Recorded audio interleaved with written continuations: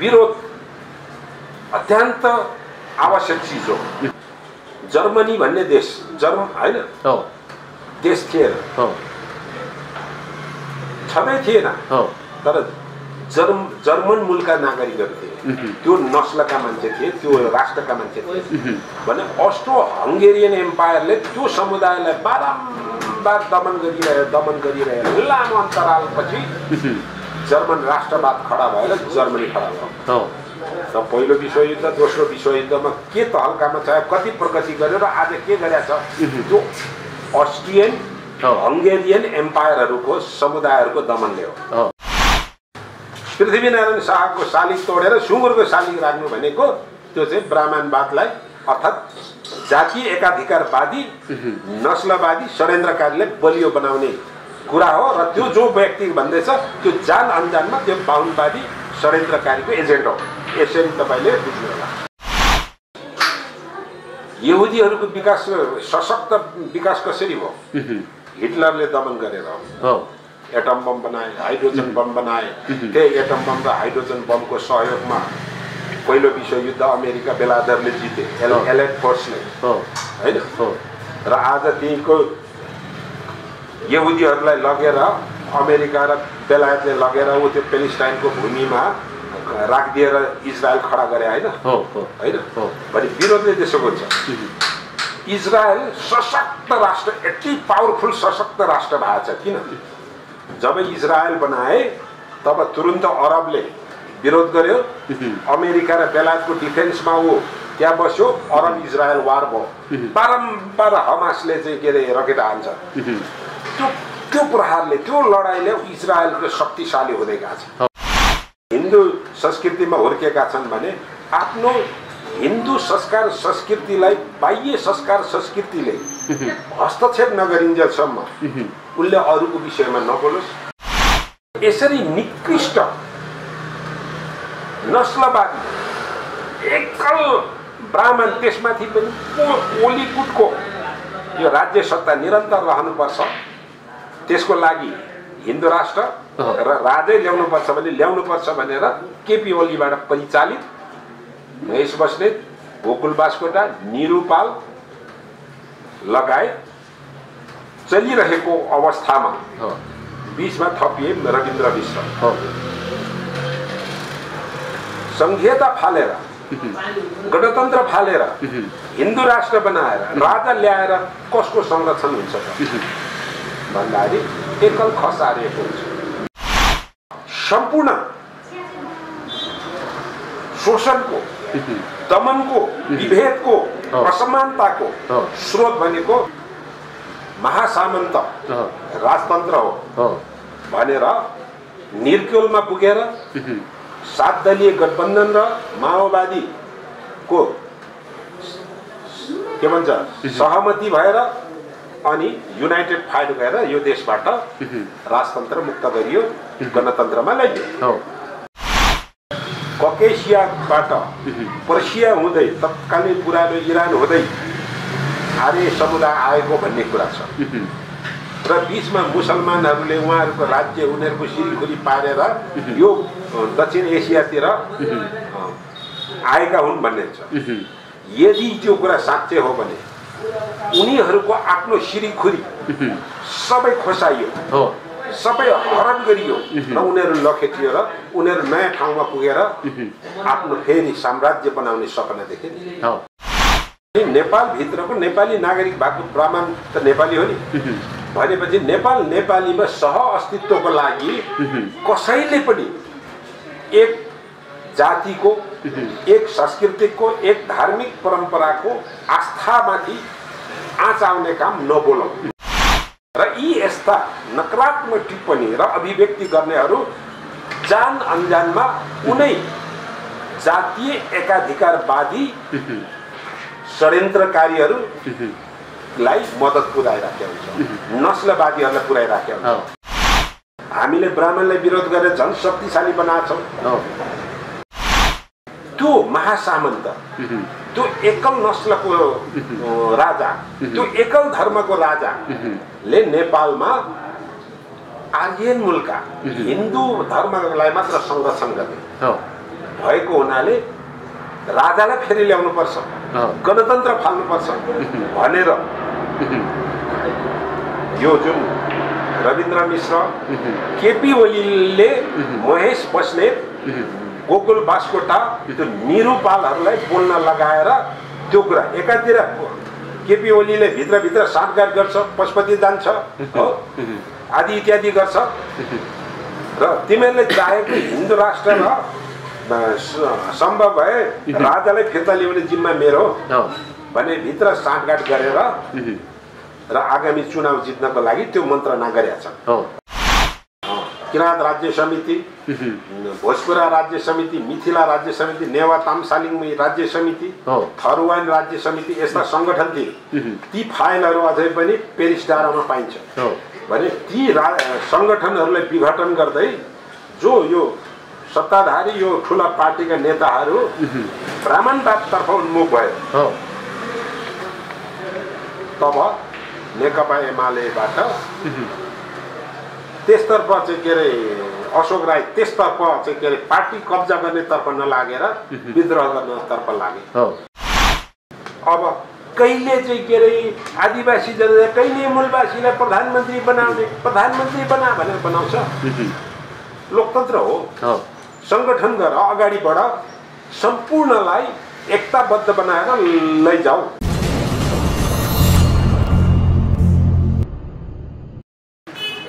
आदरणीय दर्शकबिन, पछिल्लो समय उदयपुरको मैनामैनी स्थित एउटा बुङ्गुरको प्रतिमूर्ति बनेपछि सामाजिक अभियन्ताहरूले यसलाई चाहिँ खुलेर विरोध गर्न थालेका छन्। जुन 60 लाखमा बनेका बुङ्गुरको मूर्तिमा जला सङ्ग्रौलाले अब यो मूर्ति भत्काउनुपर्छ भनेर खुलेरै विरोध गरेपछि यसमा बहस हुन थालेको छ। दर्शकबिन, आज हामी पूर्व एसएसपी तथा अधिवक्ता युवाहाङ राईसँग छौँ। स्वीकार दिनुहोला। हार्दिक स्वागत छ यहाँलाई। धन्यवाद। जुन बुङ्गुरको प्रतिमूर्ति बन्यो उदयपुरमा, विरोध हुन थाल्यो नि, किन होला? त्यो विरोध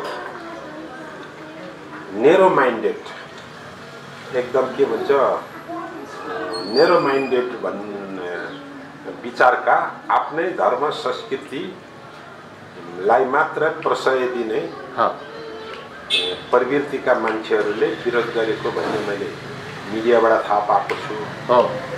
त्यो चाहिँ सरासर गलत भइरहेको छ र त्यसरी विरोध गर्नेहरूलाई हामीले शिक्षा दिनुपर्छ भन्छु। खास गरेर मेरो विचार, नेपाल बहुजातीय देश हो, बहुसांस्कृतिक, बहुधार्मिक, बहुभाषिक देश हो। यहाँ 125 भन्दा बेसी हामी जात जाति समुदायका छौँ। 123 भन्दा बेसी भाषाभाषी छौँ। नेपालको तथ्याङ्क विभागको अनुसार 123, युनिसेफको अनुसार त 135 139 भाषा छ भन्ने कुरा आइराखेको छ। भनेपछि बहुजाति भएपछि बहुसांस्कृतिक भइहाल्यो, बहुभाषिक भइगयो, बहुधार्मिक। विश्वमा मानिने प्रमुख 4वटा धर्म भनेको हिन्दू धर्म, बुद्ध धर्म, मुस्लिम धर्म र क्रिस्चियन धर्म हो। यी 4वटा धर्मावलम्बी लगायत नेपालमा 10-12वटा मुख्य धर्मावलम्बीहरू छन्। किराँत धर्म जो हामी मान्छौँ, त्यसपछि चाहिँ के अरे विभिन्न वैष्णव आदि इत्यादि मौन धर्म मान्नेहरू छन्, जैन धर्म मान्नेहरू छन्। भने यसरी बहुधार्मिक देश हो नेपाल र प्रत्येक नेपालीले पनि आफूलाई बहुधार्मिक, बहुसांस्कृतिक आचरण व्यवहार गर्नुपर्छ भन्छु म। मेरो तपाईलाई कतिको नोट गर्नुभयो होला, मेरो सामाजिक सञ्जालमा जबसम्म आफूलाई, आफ्नो भाषालाई, आफ्नो समुदायलाई, आफ्नो भाषा संस्कृतिलाई इन्क्रोच अर्थात् हस्तक्षेप हुँदैन, तबसम्म अरूको भाषा, अरूको धर्म, अरूको संस्कृतिलाई विरोध गर्नुहुन्न भन्ने म मान्यता राख्छु र त्यही सन्देश अपनाउँछु। म त एक मिनट, म त त्यस्तो बहुधार्मिक, बहुसांस्कृतिक के अरे नेपाली हो। म मेरो माङखिममा मेरो पितृहरूलाई पूजा गर्छु, जाँदा जाँदै बाटोमा मन्दिर भेट्छु, हनुमानको मन्दिर भेट्छु भने जय हनुमान भन्छु म।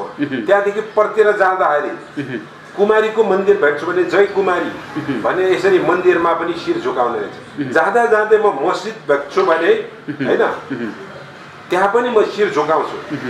जाँदा जाँदै त्यहाँ चर्च भेट्छु भने चर्चमा पनि भन्छु।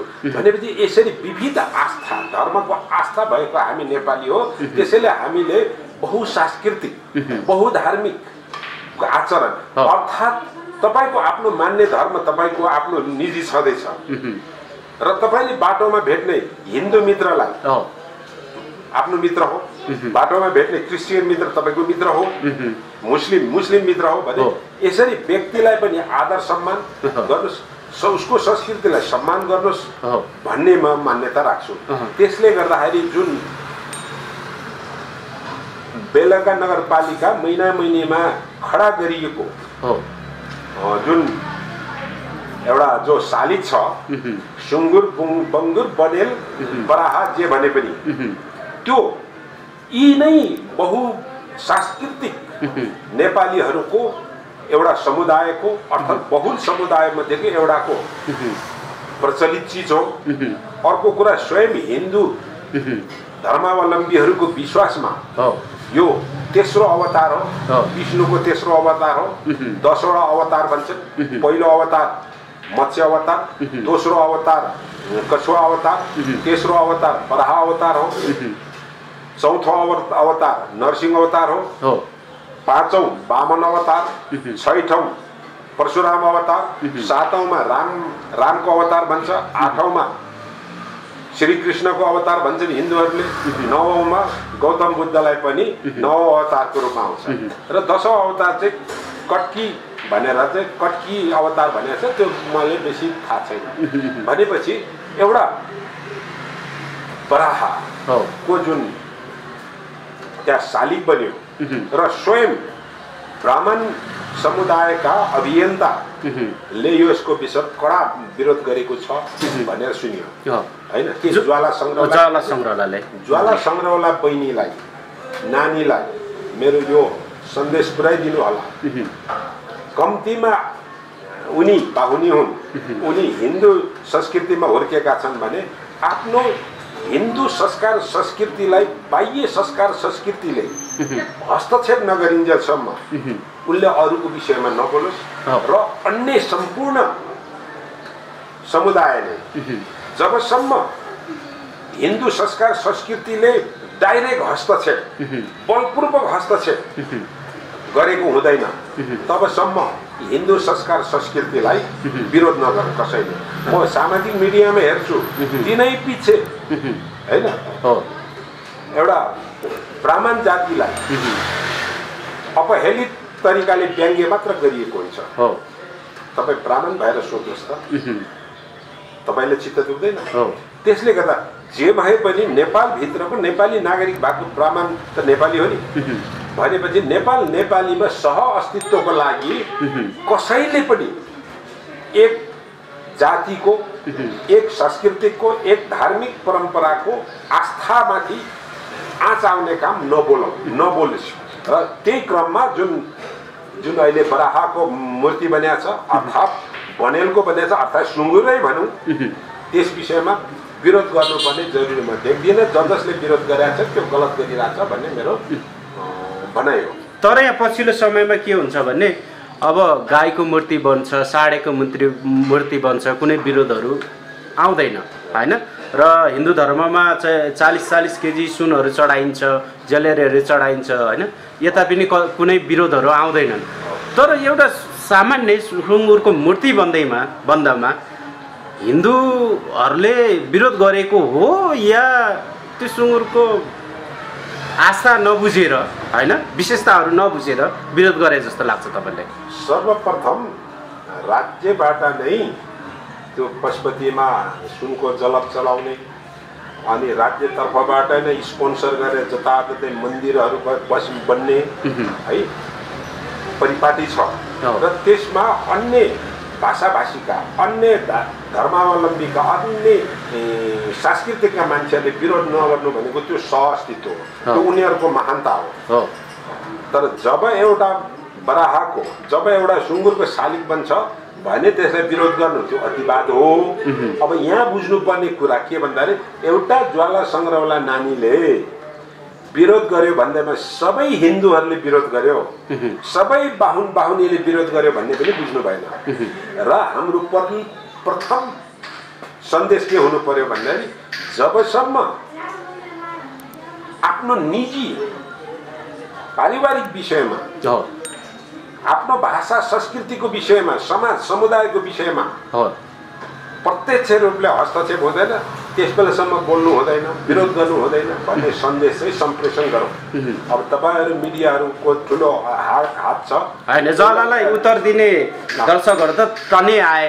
अब पृथ्वीनारायण शाहको शालिग भत्काएर त्यहाँ चाहिँ बुङ्गुरको प्रतिमूर्ति खडा गर्नुपर्छ भन्नेहरू पनि आएका छन्। यस्तो विवाद आयो भने समाजमा कस्तो खालको मेसेज जान्छ? नकारात्मक सोचले पहिलो कुरा सहअस्तित्व समन्वयको वातावरण बन्दैन।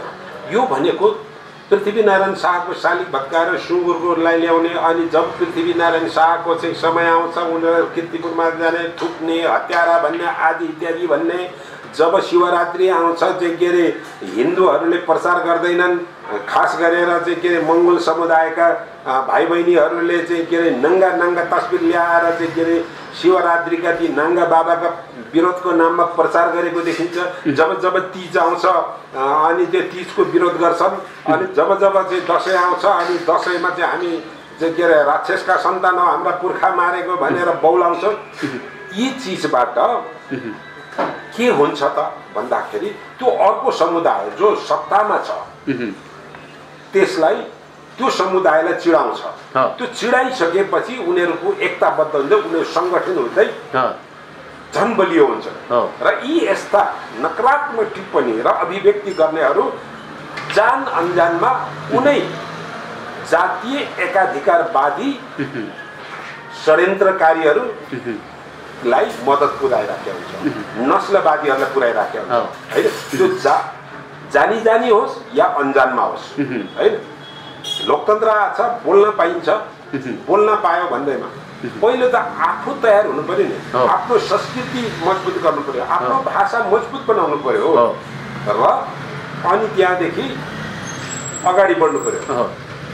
आफ्नो आङमा भैँसी हिँडेको थाहा छैन, अरूको होइन जुम्रा केलाउँछन् यहाँ होइन। भनेपछि मैले भन्न खोजेको कुरा सत्ताधारी वर्ग जो अधिकांश हिन्दू धर्मावलम्बी छन्, आर्य संस्कृतिका छन्, उनीहरूलाई इन्क्रोच, उनीहरूलाई गाली गलौज मात्र गरिरहेर तपाईँ हाम्रो मुक्ति हुन्छ? तपाईँ हेर्नुहोस्, इतिहास हेर्नुहोस्, जहाँ जहाँ दमन भयो, जहाँ जहाँ धेरै के अरे विरोध भयो, त्यो जसको विरोध भयो तिनीहरूको मुक्ति भयो, तिनीहरूको उन्नति भयो, दिनमा 2 गुणा रातको 4 गुणा नियुक्ति भयो, के अरे उन्नति गरे है। त्यसैले विरोध अत्यन्त आवश्यक चिज हो।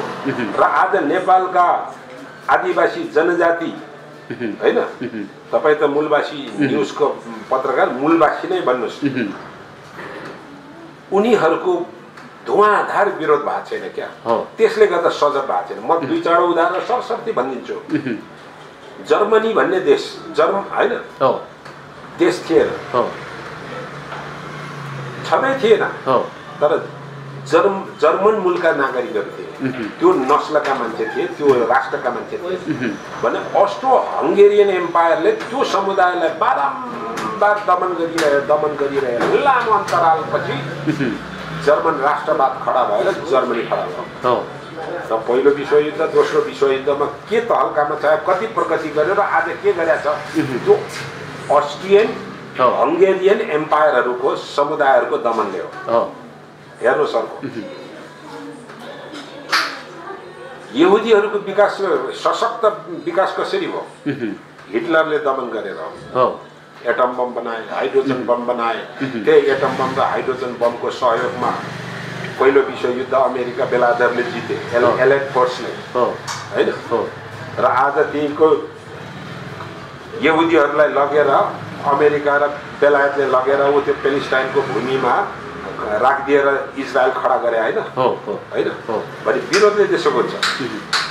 इजरायल सशक्त राष्ट्र, यति पावरफुल सशक्त राष्ट्र भएको छ। किन जब इजरायल बनाए तब तुरुन्त अरबले विरोध गर्यो, अमेरिका र बेलायतको डिफेन्समा ऊ त्यहाँ बस्यो, अरब इजरायल वार भयो। बारम्बार हमासले चाहिँ के अरे रकेट हान्छ। त्यो प्रहारले त्यो लडाइँले इजरायलको शक्तिशाली हुँदै गएको छ। अब भन्ने गरिन्छ, अब अन्यथा आरोप नलागोस् आर्यन मित्रहरूलाई, उहाँहरूले नै धेरैले स्वीकारोक्ति गरेका छ। मैले इतिहास धेरै पढाएको छैन। भनेपछि ककेसियाबाट पर्सिया हुँदै तत्कालीन पुरानो इरान हुँदै आर्य समुदाय आएको भन्ने कुरा छ र बिचमा मुसलमानहरूले उहाँहरूको राज्य उनीहरूको सिरिखुरी पारेर यो दक्षिण एसियातिर आएका हुन् भन्ने छ। यदि त्यो कुरा साँच्चै हो भने उनीहरूको आफ्नो सिरिखुरी सबै खोसाइयो, सबै हरण गरियो र उनीहरू लखेटियो र उनीहरू नयाँ ठाउँमा पुगेर आफ्नो फेरि साम्राज्य बनाउने सपना देखे। भनेपछि मैले के भन्दैछु भन्दाखेरि यो यस्तो खालको जुन बारम्बार विरोधको कुरा हामी व्यक्त गरिरहेका छौँ, अर्थात् मङ्गोल समुदाय भइराखेको छ। त्यो भनेको उनीहरूलाई दिनको 2 गुणा रातको 4 गुणा बलियो बनाउनलाई, एकता बनाउनलाई। पछिल्लो समय के भइरहेको छ भने विरोध गर्ने नाममा बाटोमै हिँड्ने चाहिँ के अरे त्यो तपाईँ न्यु रोडतिर जानुहोस्, इन्द्र चोकतिर जानुहोस् त, त्यहाँ हेर्नुहोस् त कति जातका कुल्ली भेटाउनुहुन्छ। त्यहाँ तपाईँ बाहुन कुल्ली भेट्नुहुन्छ, त्यहाँ छेत्री कुल्ली भेट्नुहुन्छ। तपाईँ बिहान बेलुका सब्जी पसलमा जानुहोस् त, सडकमा चाहिँ सब्जी बेच्दै त्यहाँ बाहुनी हुन्छ। अनि सबै बाहुनीहरूलाई गाली गरिसकेपछि उनीहरूले आफ्नो लागि सोध्दैनन्, उनीहरूले आफ्नो लागि मात्र सोध्नु नै ब्राह्मणवाद बलियो बनाउनु हो। भनेपछि तपाईँले अघि भन्दै गर्नु भएको प्रसङ्ग म आएँ कि पृथ्वीनारायण शाहको शालिग तोडेर सुँगुरको शालिग राख्नु भनेको त्यो चाहिँ ब्राह्मणवादलाई अर्थात् जातीय एकाधिकारवादी नस्लवादी षड्यन्त्रकारीले बलियो बनाउने कुरा हो। र त्यो जो व्यक्ति भन्दैछ त्यो जान अन्जानमा त्यो बाहुनवादी षड्यन्त्रकारीको एजेन्ट हो।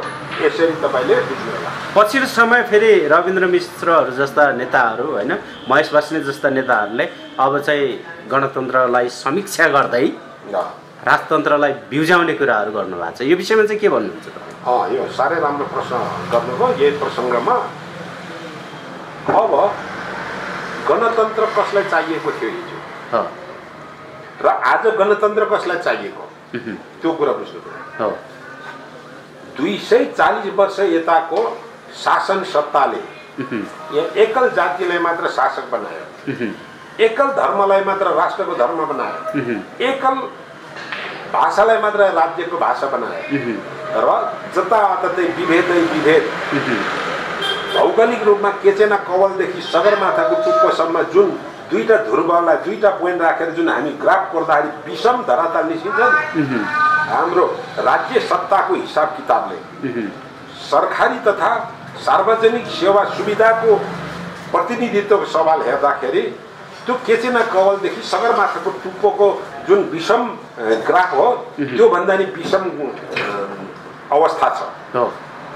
त्यस कारणले सत्ताधारी बाहेक अरूको लागि गणतन्त्र चाहिएको हो, धर्मनिरपेक्षता चाहिएको हो, सङ्घीयता चाहिएको हो र त्यो कुरा चाहिँ सत्ताधारीहरूले पछेको छैन। हिजो पनि पछ्या थिएन, आज पनि पछ्या छैन। खास गरेर तपाईँलाई 62-63 सालको आन्दोलनतिर तपाईँलाई लैजाँदा तपाईँ त्यो परिदृश्य अपनाउँदा एकातिर 7 दलीय गठबन्धनले निरङ्कुश राजतन्त्रको विरुद्धमा लोकतन्त्रको लागि आन्दोलन गरिराखेको थियो भन्दाखेरि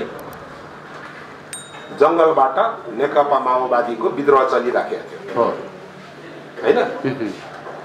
र सम्पूर्ण शोषणको, दमनको, विभेदको, असमानताको स्रोत भनेको महासामन्त राजतन्त्र हो भनेर निर्क्युलमा पुगेर 7 दलीय गठबन्धन र माओवादीको के भन्छ सहमति भएर अनि युनाइटेड फाइट भएर यो देशबाट राजतन्त्र मुक्त गरियो, गणतन्त्रमा ल्याइयो।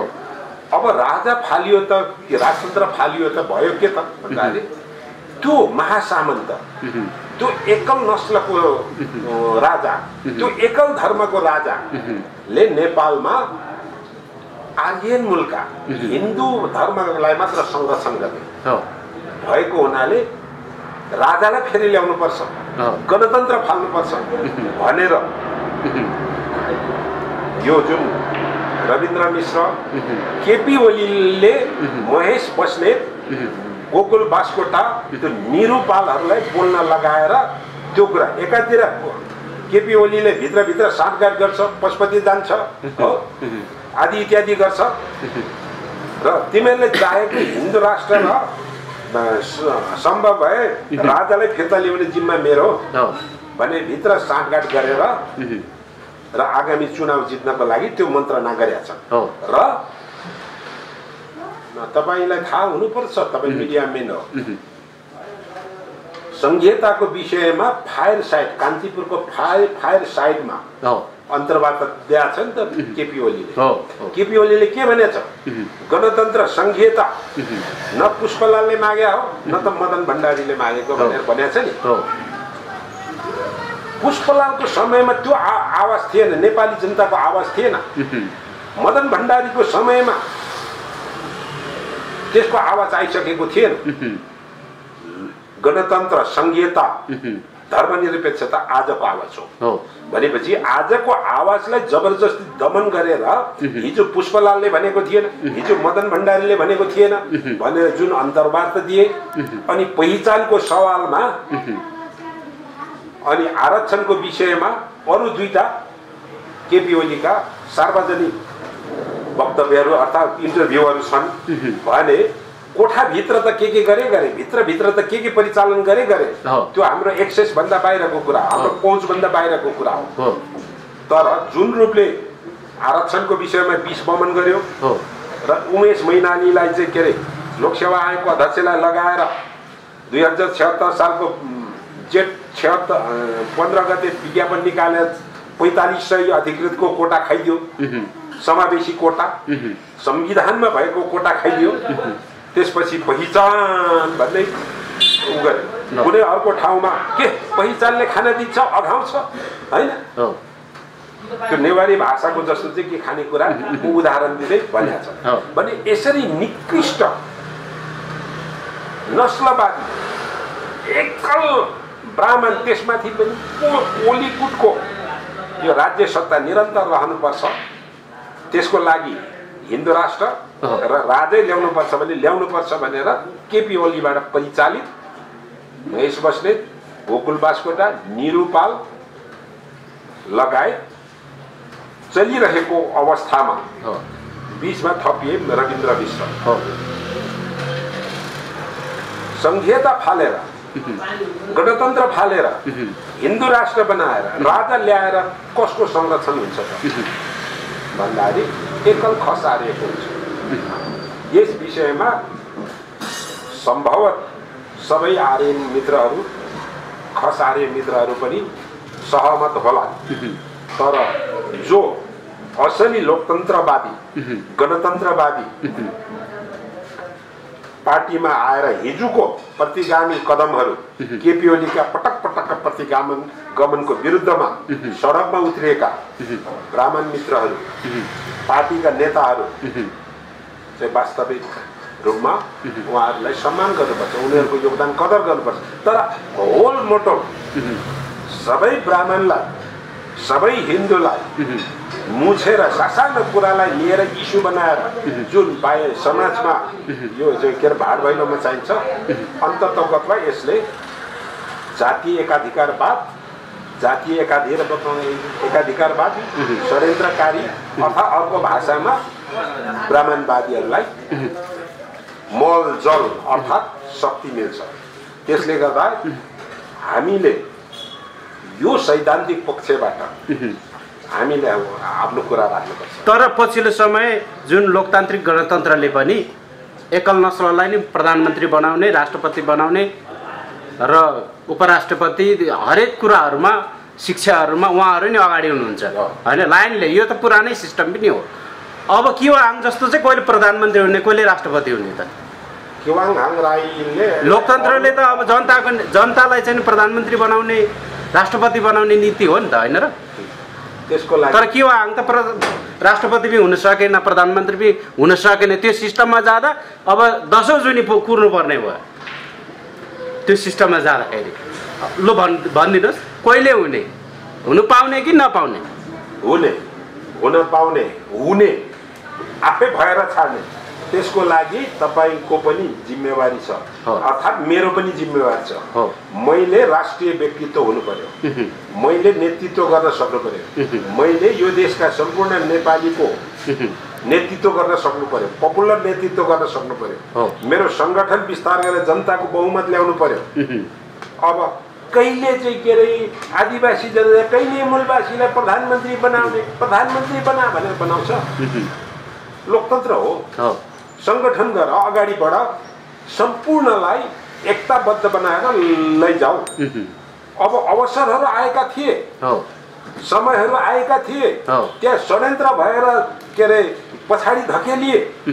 ती कुराहरूलाई विश्लेषण गर्दै जब नेकपाको पछि त नेकपा एमाले नेकपा माओवादी फुटाइदिइहाल्यो, के अरे सर्वोच्च अदालतको एउटा फैसलाले फुटाइने होइन भने नेकपाको तत्कालीन विवादको अवस्थामा आउँदा मैले उनीहरूलाई सुझाएको थिएँ। म कम्युनिस्ट पार्टीका मान्छे होइन, तर म राजनीतिक विश्लेषण गरेर भनिदिने गर्थेँ, समाधान गरेँ। भनेपछि भएका त्यो नेकपाका चाहिँ के अरे 4-5वटा चाहिँ के अरे प्रधानमन्त्रीहरूको बाजो थियो। प्रधानमन्त्री केपी ओली थियो, केपी ओलीले प्रतिगमन गरिराखेको थियो भने यसको नेकपाको विवाद समाधानको लागि बाँकी 4 प्रधानमन्त्री सल्लाहकार समितिमा बस, सुभाष नेम्बाङलाई प्रधानमन्त्री देऊ। किन भन्दा दुईपल्ट संविधान सभाका अध्यक्ष, सभामुख सुभाष नेम्बाङ योग्य, नेकपाकै संसदीय दलको उपनेता भनेपछि हाइट पुग्ने मान्छे सुभाष नेम्बाङ हो। उसलाई प्रधानमन्त्री बनाऊ, नेकपाको विवाद समाधान गर भनेर मैले सुझाव थिएँ आजभन्दा झन्डै 2 वर्ष 3 वर्ष अगाडि।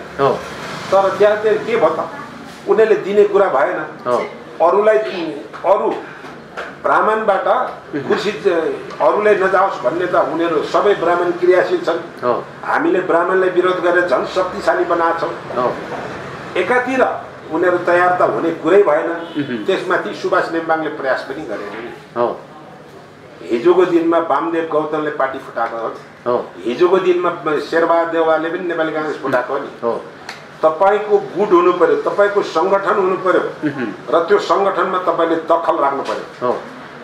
तपाईले 20-40 जना सांसद आफ्नो पक्षको लिएर चाहिँ त्यहाँ मलाई चाहियो यो भन्यो भने तपाईले नदिने कोही भएन। तपाईको समर्थनमा सरकार बन्दैनन् भने तपाईले प्रधानमन्त्री बनाएर आफ्नो सरकार त चलाउनु पर्यो। त्यो प्रयास हाम्रा आदरणीय नेता सुभाष नेम्बाङबाट भएको छैन। हिजो नेकपा एमालेमा हुँदा अशोक राईले पार्टीभित्र आन्तरिक सङ्घर्ष नगरिकन विद्रोहमा गए होइन। त्यो आफ्नो मूल्याङ्कन छ त्यहाँ, किनकि पोखराको सम्मेलनमा अधिवेशनमा एमालेमा माधव नेपाल भन्दा धेरै पपुलर भोट पाउने उपाध्यक्ष अशोक कुमार राई थियो। त्यसपछि ती ब्राह्मण मित्रहरूले के देखे त भन्दाखेरि अब यस्तो सङ्गठनमा यति धेरै पपुलर मान्छे यसले आफ्नो गेङ बनायो भने त पार्टी खान्छ। अबको पार्टी अध्यक्ष भनेको त केपी ओली भन्दा अगाडि अशोक राई हुन्थ्यो। अब त्यसपछि अधिवेशनले पास गरेको यो जातीय असमानताको विरुद्धमा असमानताको हकमा नेकपा एमाले बनाएको एजेन्डालाई बेग गरेको होइन। त्यसरी नै माओवादीमा पनि यो राज्य समितिहरू विघटन गरेको छ नि, त्यो सँगसँगै भएको छ होइन।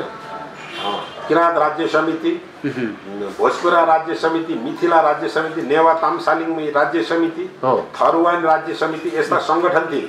ती फाइलहरू अझै पनि पेरिस डाँडामा पाइन्छ भने ती सङ्गठनहरूलाई विघटन गर्दै जो यो सत्ताधारी यो ठुला पार्टीका नेताहरू ब्राह्मणवादतर्फ उन्मुख भयो। तब नेकपा एमालेबाट त्यसतर्फ चाहिँ के अरे अशोक राई त्यसतर्फ चाहिँ के अरे पार्टी कब्जा गर्ने तर्फ नलागेर विद्रोह गर्नतर्फ लागे।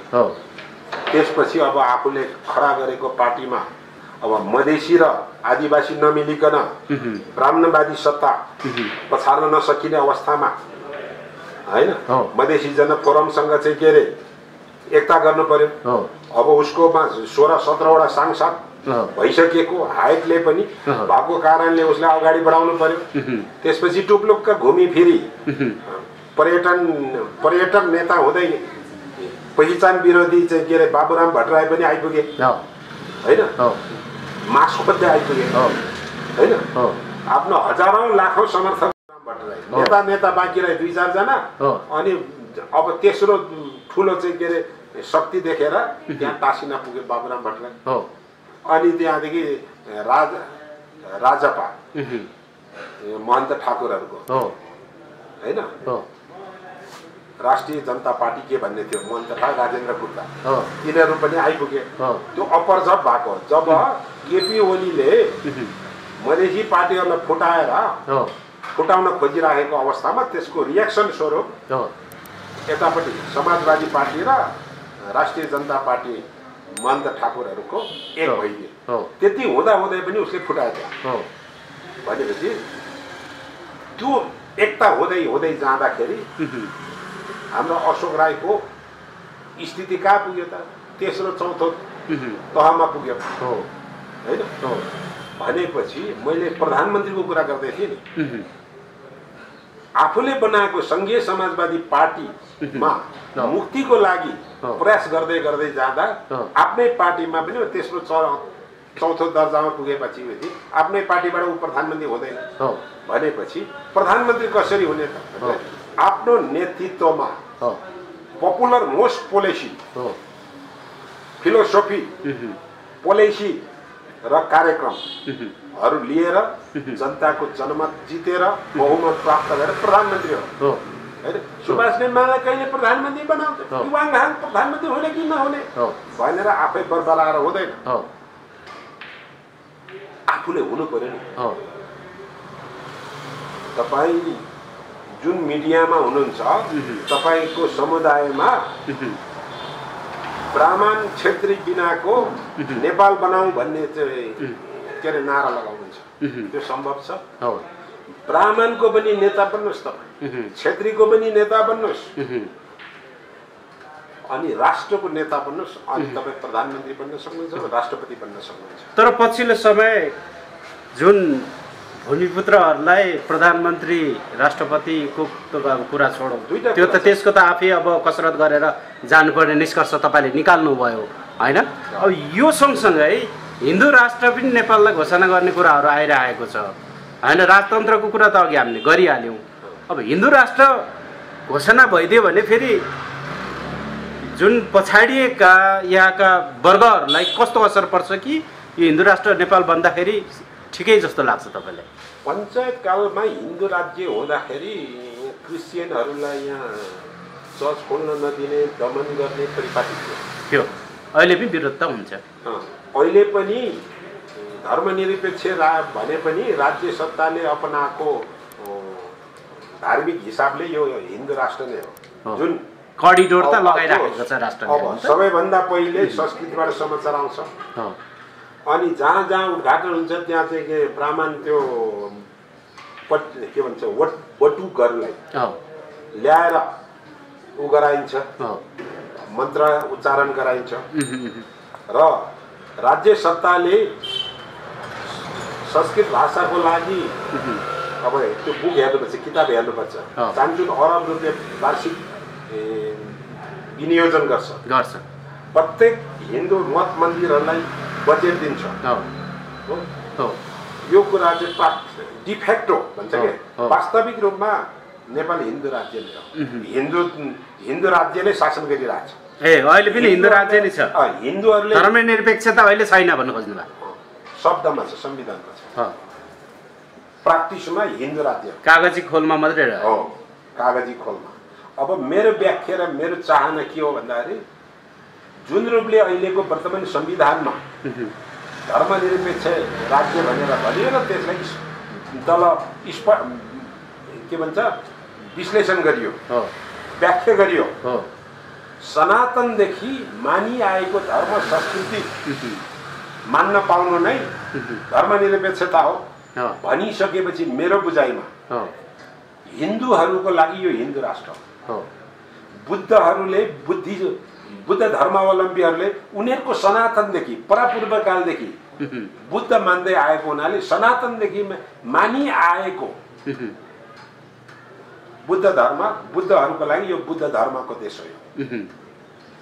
सनातनदेखि मुसलमानहरूले मुस्लिम धर्म मान्दै आएको छ, नेपाली मुसलमानहरूका लागि यो मुस्लिम देश हो।